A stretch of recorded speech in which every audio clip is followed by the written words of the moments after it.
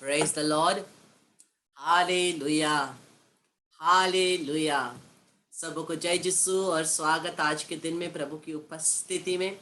और प्रभु की महिमा स्तुति आराधना करते हुए वीडियोस को ऑन करिए और हम लोग इस सेशन को शुरू करते हैं। आज विशेषकर हम लोग एक विशेष टॉपिक को देखने वाले हैं। मेरे प्यारे भाई और बहनों, हम लोग कैथोलिक कलीसिया से प्यार करते हैं। कितने लोग कैथोलिक कलीसिया से प्यार करते हैं? कितने लोग कैथोलिक कलीसिया से प्यार करते हैं? हाँ, हम लोग कैथोलिक कलीसिया से प्यार करते हैं, लेकिन कैथोलिक कलीसिया के कुछ कुछ बातों को हम लोग बाइबल में हम लोग ढूंढते ढूंढते थक जाते हैं और हम लोग नहीं पाते।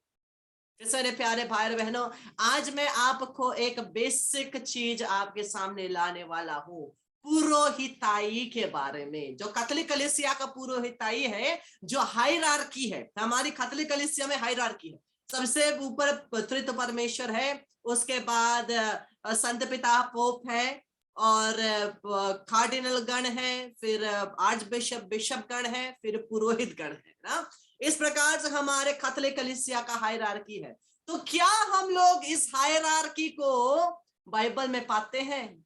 क्या मैं और आप बाइबल में इस हायरार्की को पाते हैं? बहुत लोग ऐसे कर रहे हैं। जरूर, बिना बाइबल के कैथोलिक कलीसिया नहीं है, क्योंकि हमारा कलीसिया बाइबल में स्थापित है। अब बाइबल छोड़कर हमारे कलीसिया कुछ और मानती नहीं है। कलीसिया का फाउंडेशन ही, बेसिस ही बाइबल में है, और वचन सत्य है, इसलिए कलीसिया सत्य है और पवित्र है। मेरे प्यारे भाई बहनों, आज हम लोग देखते हैं किस प्रकार से हम लोग पाते हैं ये चर्च हायरार्की जो है, हमारा हायरार्की है, किस प्रकार से हम लोग केवल ना केवल हम लोग नए नियम में पाते हैं, पुराने नियम में भी पाते हैं। तो इस बात को हम लोग देखते हैं। और हमारा पुरोहिताई दो प्रकार का पुरोहिताई, दो प्रकार का पुरोहिताई है। एक है ऑर्डिनरी प्रीस्टहुड, एक है मिनिस्टरियल प्रीस्टहुड। ऑर्डिनरी प्रीस्टहुड, सामान्य पुरोहिताई मेरा और आपका सभी का है बपतिस्मा के द्वारा। मेरा और आपका, मैं आप सभी पुरोहित हैं बपतिस्मा के द्वारा। किंग, प्रीस्ट एंड प्रॉफिट, राजा, नबी और पुरोहित, मैं और आप सब कोई है। और दूसरा, उससे थोड़ा ऊपर लेवल का प्रीस्टहुड है, पुरोहिताई है, मिनिस्टोरियल पुरोहिताई, जो हम लोग हमारे पुरोहितों को देखते हैं, बिशपों को देखते हैं, संत पिता को देखते हैं। कि सारे प्यारे भाई बहनों, इसके विषय में हम लोग देखते हैं पुराने नियम में निर्गमन ग्रंथ अध्याय 19 का 6, निर्गमन ग्रंथ अध्याय 19 पद संख्या 6, तुम मेरे लिए याजकों का राजवंश तथा पवित्र राष्ट्र बन जाओगे। क्या? तुम मेरे लिए याजकों का राजवंश तथा पवित्र राष्ट्र बन जाओगे। यही संदेश इज़राइल के पुत्रों को सुनाओ। पिता परमेश्वर मूसा को बोलते हैं कि तुम सभी पुरोहित हो। सारे प्यारे भाई बहन, पुराने नियम में सभी पुरोहित थे, सभी पुरोहित थे, सभी इजरायली जाति, पूरा इजराइल पुरोहित थे। ऐसा कोई ऑर्डिनरी मिनिस्टोरियल प्रीस्टहुड, ऑर्डिनरी प्रीस्टहुड नहीं था, सभी पुरोहित थे, सभी एक ही पुरोहित थे। इसलिए हम लोग देखते हैं जब मिस्र देश में जब ये इजरायली पास्का को मनाते हैं, फर्स्ट पास ओवर मनाते हैं, पास्का को मनाते हैं, वहां पर बलिदान करने क्या पुरोहित घर घर जाता है? नहीं, प्रत्येक घर में, प्रत्येक घर का जो सबसे बड़ा व्यक्ति होता है वही मेमने का बलिदान परमेश्वर को चढ़ाता है। इसलिए प्रत्येक इजरायली, प्रत्येक व्यक्ति क्या था? एक पुरोहित था। लेकिन क्या हुआ? लेकिन हमें पता है जब इजरायली भटक गए, उन्होंने क्या की? पूजा की, द गोल्डन काफ, सोने की गैया बना करके पूजा करने लगे ना। उसके बाद परमेश्वर को गुस्सा आया और परमेश्वर ने इस प्रीस्टहुड को उन्होंने विभाजित कर दिया। उन्होंने इस प्रीस्टहुड को, ये पुरोहिताई को विभाजित कर दिया, और पुरोहिताई केवल हारून के संतानों के लिए उन्होंने अलग से रखा। द हाई प्रीस्टहुड हारून के संतान के लिए रखा। इसलिए हम लोग प्रभु के वचन को यहां देखते हैं, क्या? गणना ग्रंथ बुक ऑफ नंबर्स अध्याय 3 पद संख्या 2 और 3, हारून के पुत्रों के नाम थे पहलोटा, नादाब, अबीहू, एलियाजार और इर्तमान। हारून के इन पुत्रों के अभिषेक हुआ और इनकी नियुक्ति याजक कार्य के लिए हुई थी। इनका नियुक्ति याजक कार्य के लिए हुआ था। और हम लोग गिनती में दे, गणना ग्रंथ, मैं यहाँ पर गिनती लिखा है लेकिन ये भी गणना ग्रंथी है, अध्याय 3 पद संख्या 10, और हारून और उसके पुत्रों को याजकों के पद पर नियुक्त कर और वह अपने याजक पद की रक्षा किया करें, और यदि अन्य मनुष्य समीप आए तो वह मार डाला जाए। कृष्ण मेरे प्यारे भाई बहनों, परमेश्वर ने उस गलती के बाद क्या किया? उन्होंने क्या किया? उन्होंने हारून की संतान को अलग से पुरोहिताई के लिए रिजर्व किया, और यही जो हारून के संतान है, केवल यही परमेश्वर के बलि वेदी पर वो बलि चढ़ा सकते हैं, केवल परमेश्वर की सेवा यही कर सकते हैं, और यही ये पूरे परमेश्वर का जितना भी सामान है उसका ख्याल रख सकते हैं। इनके अलावा अगर कोई अन्य मनुष्य जो हारून की संतान का नहीं है, जो पुरोहित अभिषेक नहीं हुआ है, अगर कोई व्यक्ति यहां पर प्रवेश करेगा तो क्या होगा? वचन कहता है वो मार डाला जाएगा, वो मार डाला जाएगा। ऑर्डिनरी प्रीस्टहुड मार डाला जाएगा। जो मिनिस्टोरियल प्रीस्टहुड है, जो हारून की संतान का है, ये हारून की संतान का जो प्रीस्टहुड है, इसे इस प्रकार से संभाला गया कि इनको छोड़कर अगर कोई परमेश्वर की इस उपस्थिति में प्रवेश करे वो मर जाएंगे। प्रभु के वचन को आगे देखते हैं। गणना ग्रंथ अध्याय 1 पद संख्या 49 और 50 और 51 को भी देखेंगे, ठीक है। गणना ग्रंथ अध्याय 1 पद संख्या 49, 50, 49 से हम लोग पढ़ते जाएंगे। लेवी वंश का नामकरण नहीं करोगे और अन्य इजरायलियों के साथ उनकी जनगणना नहीं करोगे। अन्य इजरायलियों के साथ इनकी जनगणना नहीं करना। तुम लेवियों के विधान पत्र के तंबू और उनके सारे साज सामान पर नियुक्त करोगे। वह तंबू और उसके सारे साज सामान उसकी देखभाल करेंगे। वह तंबू और उसका सारा साज सामान ढोएंगे, वह उसकी देखभाल करेंगे और उसके चारों ओर पड़ाव डाला करेंगे। जब जब तंबू को आगे ले जाना होगा, खड़ा करना होगा, तो लेवी उसे अखोड़ेंगे, और जब जब तंबू खड़ा करना होगा तो लेवी ही यह काम करेंगे। यदि कोई दूसरा उसके पास जाएगा तो उसे मृत्यु दंड दिया जाएगा। कृष्ण मेरे प्यारे भाई बहनों, परमेश्वर इस प्रकार से स्ट्रिक्ट रूल्स निकाल दिए कि केवल लेवी का जो संतान है वही जो टबरनकल है, परमेश्वर की उपस्थिति है, जो परमेश्वर का तंबू है, केवल यह लेवी की संतान ही, हारून की संतान ही, केवल यह नियुक्त गए हुए पुरोहित ही उसके आसपास रहेंगे और उसकी रक्षा करेंगे। और जितने भी सामान यह तंबू में परमेश्वर का है, जो बलिदान के लिए या कुछ भी चीज के लिए जो भी यूज किया जाता है, एक एक सामान, उसको केवल लेवी की संतान ही उसका ख्याल रखेंगे, उसको साथ में रखेंगे। अगर कहीं ट्रैवल कर रहे हैं तो तंबू को उखाड़ना, आगे ले जाना, गाड़ना, ये सभी लेवी की संतान करेंगे। और लेवी की संतान ही उसके आसपास क्या करेंगे? घर बनाएंगे, उस तंबू के आसपास घर बनाएंगे, ताकि कोई भी अन्य मनुष्य वहां, अन्य इजरायली वहां प्रवेश ना करे। क्योंकि अगर कोई अन्य इजरायली वहां प्रवेश करेगा तो क्या होगा? मर जाएगा। ठीक है, ये पुराने नियम के अनुसार है। और आगे पढ़ते जाएंगे। गिनती ग्रंथ अध्याय 16 पद संख्या 40, परमेश्वर फिर से यहां पर याद दिला रहे हैं, गणना ग्रंथ 16 का 40, कि इजरायलों को इस बात का स्मरण रहे कि कोई दूसरा जो हारून के वंश का ना हो, जो हारून के वंश का ना हो, यहोवा के सामने धूप चढ़ाने को समीप न जाए। ऐसा ना हो कि वह भी कीरोह और उसकी मंडली के समान नष्ट हो जाएं, जैसा कि यहोवा ने मूसा के द्वारा उसको आज्ञा दी थी। इसीलिए हारून की संतान छोड़कर और कोई भी आगे नहीं जाएगा। तो हम लोगों ने यहाँ पर देखा, परमेश्वर ने क्या बोला? ये पुरोहिताई को स्थापना किया है। पुराने नियम में इस पुरोहिताई को परमेश्वर ने स्थापना किया है। हम लोगों ने सबसे पहले ही निर्गमन ग्रंथ में क्या पढ़ा? निर्गमन ग्रंथ में हम लोगों ने ये पढ़ा, परमेश्वर मूसा को बोलता है कि इजरायलियों से कहो कि तुम मेरे द्वारा चुने गए पुरोहित वंश हो। इसी प्रकार से कृष्ण मेरे प्यारे भाई बहनों, नए करार में भी जो हम लोगों ने निर्गमन ग्रंथ पुराने नियम में देखा, वही हम लोग नए नियम में देखते हैं कि पेतरुस के पहला पत्र देखिए, पेतरुस का पहला पत्र अध्याय 2 पद संख्या 9, पेतरुस का पहला पत्र अध्याय 2 पद संख्या 9, वचन कहता है, परंतु आप लोग चुने हुए वंश, राजकीय याजक वर्ग, पवित्र राष्ट्र तथा ईश्वर की निजी प्रजा है।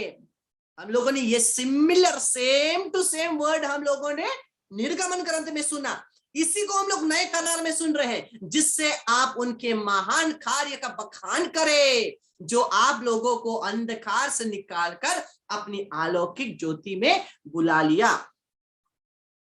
तो ये कृष्ण मेरे प्यारे भाई बहन, हम लोग देखते हैं कि यहाँ पर हम लोग देखते हैं कि परमेश्वर यही बातों को हमें नए करार में बोलते हैं, जो पुराने इजराइलियों से प्रभु ने कहा था, यही नए इजराइल, मैं और आप नए इजराइल हैं, नए करार के नए इजराइल को परमेश्वर यही बोलते हैं कि तुम भी क्या हो, एक पुरोहित हो, तुम भी एक याजकीय वर्ग हो, किंग, प्रीस्ट एंड प्रोफेट, राजा, नबी और एक पुरोहित। बपतिस्मा के द्वारा मैं और आप भी वही है। लेकिन जिस प्रकार से पुराने नियम में ये ऑर्डिनरी पुरोहित के ऊपर परमेश्वर ने हारून का मिनिस्टोरियल पुरोहिताई चुना था, वैसे ही हम लोग पाते हैं नए करार में भी परमेश्वर ने इस ऑर्डिनरी प्रीस्टहुड के ऊपर एक मिनिस्टोरियल प्रीस्टहुड की स्थापना की। सभी वीडियोस को ऑन कर ले, जितने लेट ज्वाइन किया है वो भी। यहां पर देखिए, निर्गमन ग्रंथ अध्याय 18 पद संख्या 24 और 25। मैं आपको पुराना नियम नया नियम करते करते मैं आपको दिखाऊंगा, ठीक है, आपको कंपैरिजन करके दिखाऊंगा। निर्गमन ग्रंथ अध्याय 18 पद संख्या 24 और 25। अपने ससुर की यह बात मानकर मूसा ने उसके सब वचनों के अनुसार किया, सो उसने सब इजराइलियों में से गुणी गुणी पुरुष चुनकर उन्हें 1000 1000 100 100 50 50 10 10 लोगों के ऊपर प्रधान ठहराया।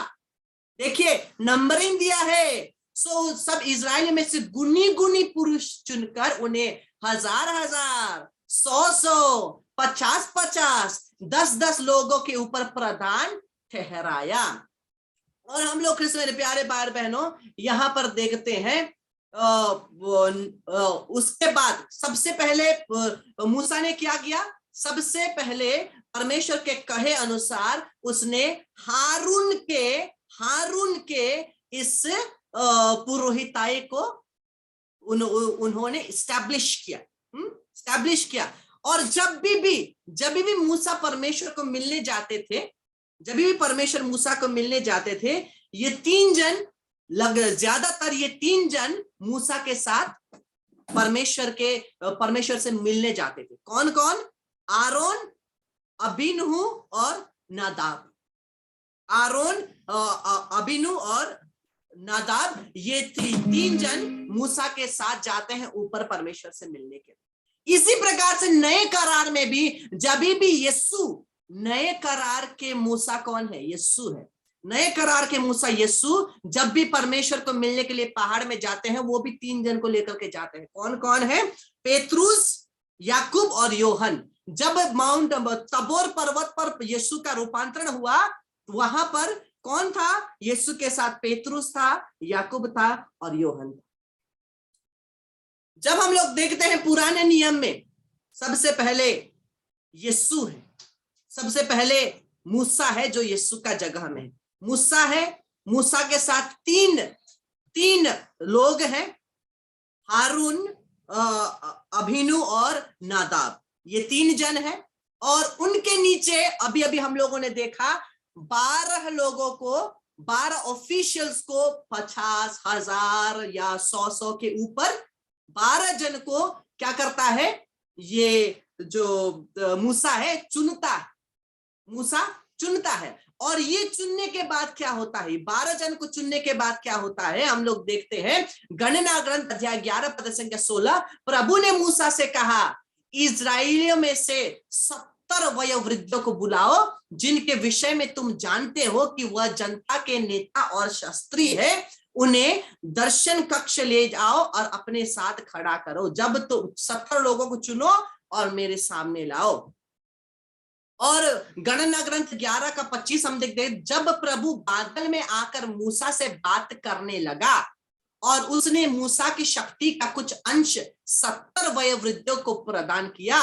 इसके फलस्वरूप उन्हें एक दिव्य प्रेरणा का अनुभव हुआ और वे भविष्यवाणी करने लगे। बाद में उन्हें फिर ऐसा अनुभव नहीं हुआ।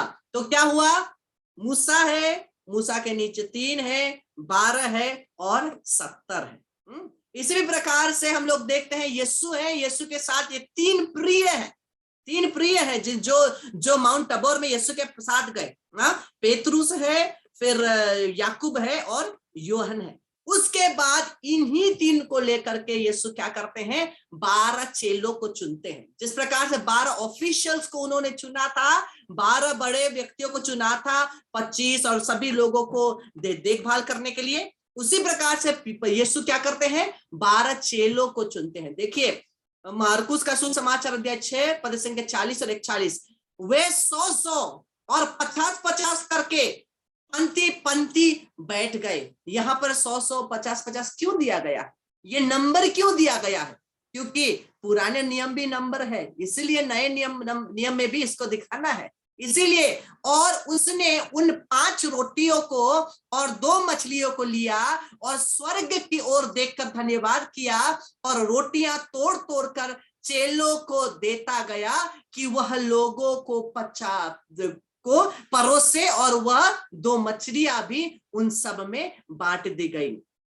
तो यीशु ने ये 12 चेलों को नियुक्त किया इन लोगों के ऊपर, और जब ये मिरेकल होता है रोटी और मछली का, यीशु ने उसको मल्टीप्लाई किया और चेलों को दिया, चेलों को दिया। यीशु क्या कर सकते थे? यीशु डायरेक्ट लोगों को दे सकते थे, लेकिन यीशु ने क्या किया? चेलों को दिया। चेलों जाकर के बांट। जिस प्रकार से आज इस कलीसिया में पुरोहित गण यीशु का उसी शरीर रोटी लेकर के मुझे और आपको प्रदान करते हैं, उसी प्रकार से हम लोग देखते हैं इस छोटे से ये जो आश्चर्य काम हो रहा है, मिरेकल हो रहा है यहाँ पर, उसी प्रकार से यीशु उन रोटी और मछली को किसको देते हैं? उन 12 प्रेरितों को देते हैं, चेलों को देते हैं। ये चेले क्या करते हैं? लोगों को बांटते हैं। तो हम लोग इस पुरोहिताई को हम लोग बाइबल में पा सकते हैं। और हम लोग आगे देखें, मूसा ने 12 को चुना, यहाँ यीशु ने 12 को चुना। फिर देखिए लूकस का सुसमाचार अध्याय 10 पद संख्या 1, और इन बातों के बाद प्रभु ने 70 और मनुष्य नियुक्त किए, और जिस जिस नगर और जगह को वह आप जाने पर था, वहां उन्हें 2-2 करके अपने आगे भेजा। मेरे प्यारे भाई और बहनों, जिस प्रकार से पुराने नियम में 70 वयोवृद्ध चुने गए, यहां भी यीशु 70 वयोवृद्ध चुनते हैं। और कैसे मेरे प्यारे भाई और बहनों, ये जो 12 चेले हैं कौन है? वो बिशप गण है। जो 12 चेले हैं वो बिशप गण है। ये 12 चेलों के नीचे जो 70 वयोवृद्ध हैं, ये पुरोहित गण है, ये पुरोहित गण है। इसलिए कृष्ण प्यारे बार में हम लोग देखते हैं, यहाँ पर देखते हैं कि जो वयोवृद्ध इंग्लिश में एल्डर्स दिया गया है, ये एल्डर जो शब्द है, ध्यान से सुनिए, इंग्लिश में ट्रांसलेशन में 70, पुराने नियम में भी 70 एल्डर्स दिया गया है, एल्डर्स। नए नियम में भी 70 एल्डर्स बताया जाता है, वयोवृद्ध बताए जाते हैं, प्राचीन बताया जाता है। मैं दिखाता हूं आपको। याकूब का पत्र 5 पद संख्या 14 और 15, यदि तुम में कोई रोगी हो तो कलीसिया के प्राचीनों को, एल्डर्स, वयोवृद्ध, प्राचीन एक ही है, प्राचीनों को बुलाए और वह प्रभु के नाम से उस पर तेल मलकर उसके लिए प्रार्थना करे, और विश्वास की प्रार्थना के द्वारा रोगी बच जाएंगे। देखिए यहाँ पर प्राचीन है, यही एल्डर्स है जो पुराने नियम में भी एल्डर्स कहा जाता है, जो नए नियम में भी एल्डर्स कहा जाता है। एल्डर्स जो शब्द है इंग्लिश में, उसका हिब्रू वर्ड है प्रेस्बिटर, प्रेस्बिटर। और प्रेस्बिटर का मतलब ही होता है पुरोहित, प्रीस्ट। प्रेस्बिटर का मतलब होता है प्रीस्ट। तो ये जो 70 वयोवृद्ध है, ये 70 वयोवृद्ध क्या है? ये 70 वयोवृद्ध पुरोहित है, जो पुरोहित, मिनिस्टोरियल प्रीस्ट, जो हमारे पैरिशेस में है, जो हमारे चर्चेस में, गिरजाओं में है, प्रेस्बिटेरीज में है, जहां पुरोहित, आज भी हम लोग देखते हैं जहां पर पुरोहित रहता है उसको क्या कहते हैं, प्रेस्बिटरी बोलते हैं। जहां पर प्रेस्बिटर रहता है, जहां पुरोहित रहता है, प्रेस्बिटर मतलब पुरोहित, आपने ज्यादातर सुना होगा जहां पुरोहित रहते हैं उसको प्रेस्बिटरी बोलते हैं, क्योंकि वहां पर प्रेस्बिटर रहते हैं। प्रेस्बिटर मतलब पुरोहित रहते हैं। कृष्ण मेरे प्यारे भाई बहनों, तो इसलिए यहां पर पवित्र वचन भी क्या कहता है, यदि तुम में कोई रोगी हो तो कलीसिया के प्राचीनों को, एल्डर को, प्रेस्बिटर को, पुरोहित को बुलाएं और वह प्रभु के नाम से उन पर तेल मलकर उनके लिए प्रार्थना करे। ये मतलब क्या है, जब रोगी है तेल को लगा करके एक पुरोहित प्रार्थना करेगा, जो अंतमलन का जो हमारा संस्कार है, जो अंतमलन का संस्कार है, बीमारियों का लेपन जिसको बोलते हैं, ये संस्कार के बारे में यहां बताया गया है। और क्या कहते हैं, और विश्वास की प्रार्थना के द्वारा रोगी बच जाएगा और प्रभु उसको उठकर खड़ा करेगा, और यदि उसने पाप भी किए हो तो उनकी क्षमा हो जाएगी। पुरोहितों के कत्ल कलीसिया में पुरोहितों के प्रार्थना के द्वारा, उनके एब्सोल्यूशन के द्वारा हमारे पाप क्षमा होते हैं, पाप स्वीकार संस्कार। तो इस पुरोहिताई को हम लोग देखते हैं यहां पर, और हम लोग आगे देखते हैं प्रेरितों का काम अध्याय 15 पद संख्या 2। जब पौलुस और बरनबास का उनसे बहुत झगड़ा और वाद विवाद हुआ, तो यह ठहराया गया कि पौलुस और बरनबास और हम में से कितने और व्यक्ति इस बातों के विषय में यरूशलेम को प्रेरितों और प्राचीनों के पास जाएं। प्रेरितों, बिशपों और पुरोहितों। इसलिए जब भी हमारा कैथोलिक कलीसिया का कुछ इंपॉर्टेंट डिसीजन लेना होता है, पुरोहितगण, बिशपगण एक साथ आकर के वो क्या करते हैं, एक डिसीजन लेते हैं, एक प्लान बनाते हैं, जिसके बारे में हम लोग ऑलरेडी बाइबल में पाते हैं। इन सभी बातों को हम लोग कुछ भी नया नहीं पा रहे हैं। जब पुरोहितगण मीटिंग्स के लिए जाते हैं, बिशपगण मीटिंग्स के लिए जाते हैं, हम लोग बाइबल की बातों को छोड़कर और कुछ नया नहीं पा रहे हैं। सब कुछ वचन में। कैथोलिक कलीसिया में जो हर एक चीज होता है, हर एक बात होता है, सभी का बेसिस बाइबल में है। बिशपगण है, पुरोहितगण है, और आप और पढ़ते जाएंगे तो आपको डीकन भी मिलेंगे, हाँ या नहीं? जितनों ने बाइबल पढ़ा है आपको मिलेगा, डीकन शब्द भी मिलेगा, जो हमारे डीकन्स है, डीकन्स के बारे में भी वहां दिया होगा। और हम लोग वचन को आगे पढ़ेंगे। प्रेरितों का काम अध्याय 20 पद संख्या 17, और उसने मिलेतुस से एफिसियोस में कहला भेजा। किसको कहला भेजा? इन और कलीसिया के प्राचीनों को बुलवाया, इन वयोवृद्धियों को, इन पुरोहितों को, उनको बुलाया। और प्रेरित चरित अध्याय 20 पद संख्या 28, इन पुरोहितों को क्या बोला? इसलिए अपनी और पूरे झुंड की चौकसी करो। यही पुरोहित आज कर रहे हैं। हम जो उनके झुंड है, हमारी चौकसी कर रहे हैं। जैसा कि पवित्र आत्मा ने तुम्हें अध्यक्ष ठहराया है, पुरोहितों को हमारे ऊपर अध्यक्ष ठहराया गया है। इसीलिए कृष्ण मेरे प्यारे भाई बहनों, हम परमेश्वर की संतान है, मैं और आप परमेश्वर के राज्य की संतान है, और हमारे ऊपर नियुक्त किया गया पुरोहित है। इसलिए अगर हम लोग पुरोहित के अथॉरिटी के अंडर नहीं रह सकते, तो मैं और आप उस सत्य आत्मा के द्वारा चलाए गए नहीं है। मैंने बहुत ग्रुप्स को देखा है, बहुत प्रार्थना ग्रुप को देखा है, बहुत सारे करस्माई ग्रुप को देखा है, जो अपने ढंग से, ले पीपल अपने ढंग से प्रार्थना करना चाहते हैं, पुरोहितों का अधिकार वो स्वीकार नहीं करना चाहते हैं। पुरोहितों का अथॉरिटी के अंदर बहुत सारे परिवार भी ऐसे हैं, पुरोहित कौन है, मुझे जो करना है मैं करूंगा, मेरा पैरिश है। वो पुरोहित 2-3 साल आकर के चला जाएगा, पैरिश मेरा है। कृष्ण मेरे प्यारे भाई बहनों, परमेश्वर के द्वारा मेरे और आपके ऊपर नियुक्त किया गया वो पुरोहित है। जब वो पुरोहित बोलता है, वो कमजोर होते हुए भी वो परमेश्वर का शब्द बोलता है, वो परमेश्वर का अधिकार लेकर के खड़ा है। वो कमजोर है, वो इंसान है, वो कमजोर है, लेकिन फिर भी वो एक पुरोहित है। वो इंसान है सबसे पहले, मैं और आपकी तरह। क्या मैं और आप नहीं गिरते? जरूर गिरते हैं। जब मैं और आप गिरेंगे तो ठीक, जब पुरोहित गिरेगा तब सबकी आंखें उस पर जाएगी। क्यों? क्या वो इंसान नहीं है? क्या वह मेरे और आपके परिवार से नहीं आ रहा है? जरूर, लेकिन इंसान होते हुए भी वो एक दिव्य शक्ति से विभूषित किया हुआ, अभिषिक्त किया गया एक पुरोहित है। और जब वो बोलता है, वो परमेश्वर का वचन बोलता है। एक पुरोहित जितना भी कमजोर क्यों ना हो, आप उसकी खामियां जितना भी क्यों आप पता चले, आपको उसके बारे में गंदे से गंदे खामियां और कमजोरी पाप पता क्यों ना चले, फिर भी जब वो एक पुरोहिताई आशीष देता है, वो आशीष यीशु से है, उसके इंसानियत से नहीं, उसके दिव्य अभिषेक के द्वारा आया हुआ वो पुरोहित का आशीष है। इसलिए मुझे और आपको जो कुछ भी हो, अगर आप कुछ अच्छा करना जानते हैं, आप कुछ अच्छा करना चाहते हैं, लेकिन अगर फिर भी वो पुरोहित आपको अच्छा करने नहीं देता है, अपने अधिकार के कारण चुप रहिए, कुछ बोलने की जरूरत नहीं।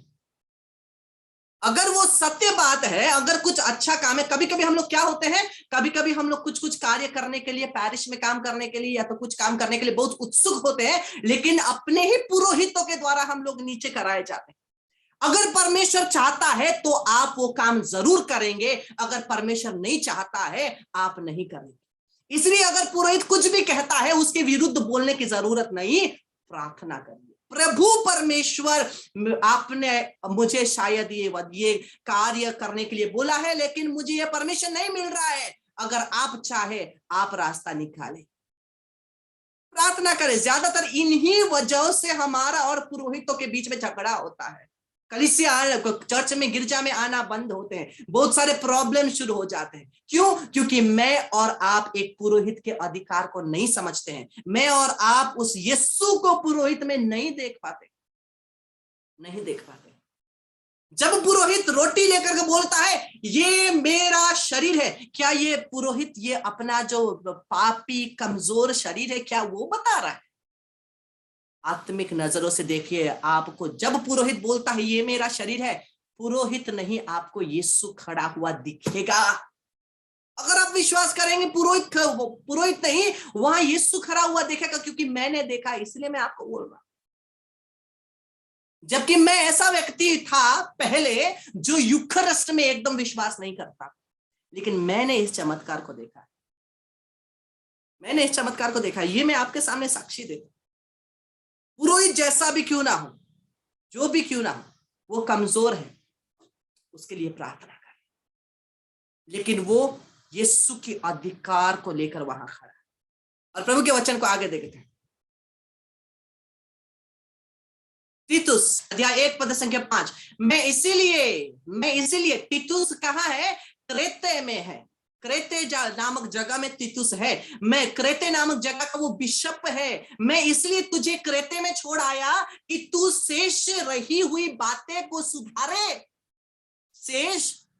बातें को सुधारे और मेरी आज्ञा के अनुसार नगर नगर प्राचीनों को नियुक्त करे, पुरोहितों का अभिषेक करे। यह बिशप है जो पुरोहितों को जो अभिषेक देता है। पुरोहित अभिषेक कौन करता है? बिशप करता है। यहाँ तीतुस का हम लोग एक नमूना देखते हैं। मेरे प्यारे भाई बहनों, ये जो हमारे कलीसिया का जो हायरार्की है, पोप है, जो बिशप गण है, पुरोहित गण है, ले फेथफुल है, सब कुछ पुराने नियम में है, नए नियम में है, बाइबल में है। कैथोलिक कलीसिया इसी बाइबल में फाउंडेशन पाई है और किसी में नहीं। अगर आप कैथोलिक कलीसिया में कुछ भी चीज को एनालाइज करें, अगर आप उसका बाइबल में आप स्रोत नहीं पाते हैं, तो आपने उसका असली मतलब नहीं समझा है। मिस्सा के बारे में या तो कुछ के भी बारे में, पुरोहिताई के बारे में, या जो कुछ भी हो, मां मरियम के पास हम लोग जो भक्ति करते हैं, हम लोग इज्जत करते हैं, मध्यस्थता मांगते हैं, इन सभी बातों को हमारा जो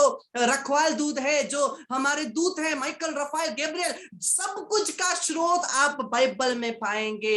अगर हम लोग खोल करके पढ़ेंगे, जितना हम लोग इन बातों को पता पाएंगे, उतना हम लोग माता कलीसिया से प्यार करेंगे। मैं कैथोलिक हूं, इतने सालों से कैथोलिक हूं बोल करके कोई फायदा नहीं है। कैथोलिक कलीसिया क्या है? कैथोलिक कलीसिया का अर्थ क्या है? कैथोलिक कलीसिया में जो चीज है वो बाइबल से कैसे जुड़ी है, जब तक मुझे और आपको उससे पता नहीं चलेगा, तब तक मैं और आप इस माता कलीसिया से प्यार नहीं कर पाएंगे।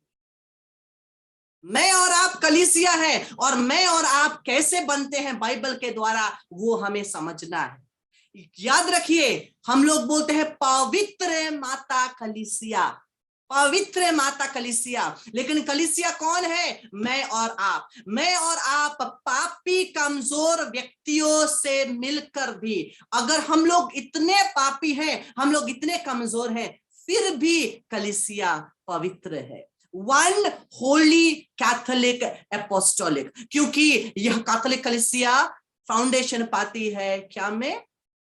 बाइबल में।